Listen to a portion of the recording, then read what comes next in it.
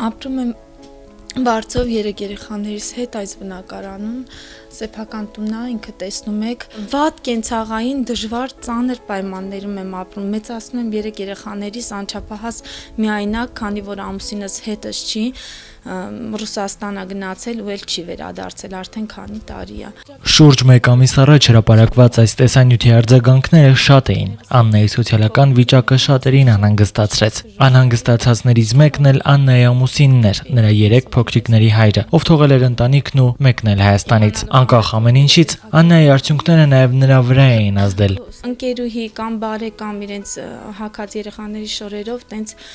տալիս են յոլային գնում երեխեքը ներկա պահին երեխեքս բոթասով կամ սապոկ չունեն մի խոսքով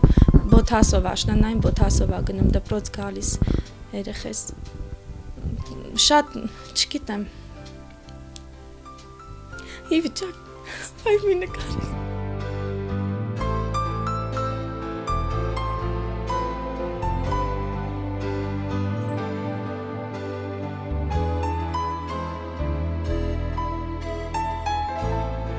Մեկ ամիս առաջ Աննայի մտքով չէր էլ կարող անցնել, որ դժվարության այս արդյունքները տարբեր օգնություններից բացի ամուսնուն էլ տուն կբերի։ Նկարահանման այդ օրն Աննան այդպես էլ չժպտաց, առիթ չուներ, իսկ այսօր մեզ մոտ նրան մի նոր առիթ էր բերել։ Հանդիպումը կայացել է,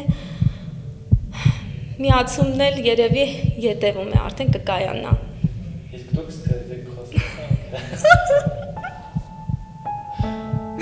Երկուսը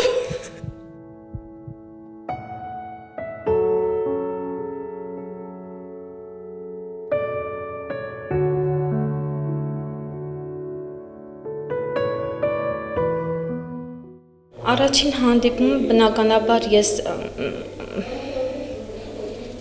իրա կողմից եղավ առաջի քայլը, որովհետև ես պետք է իրեն լսեի, ոչ թե ինքը, ես ունեի ինչ որտեղ բացատրություններ լսելու առիթ։ Այսօր համեմատաբար նախորդ նկարահանմանը, այսինքն 1 ամիս առաջ մոտորապես ավելի քան բավարար են պայմանները,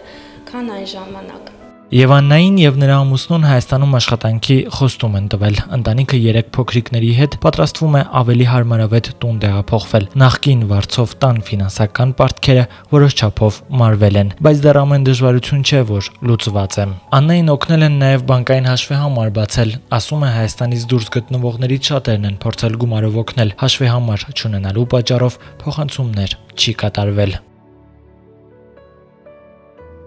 Չեմ կարող առանձնացնել որևէ մեկին, որովհետև բոլորից անչափ տպավորված եմ, բոլորից անչափ շնորհակալ եմ։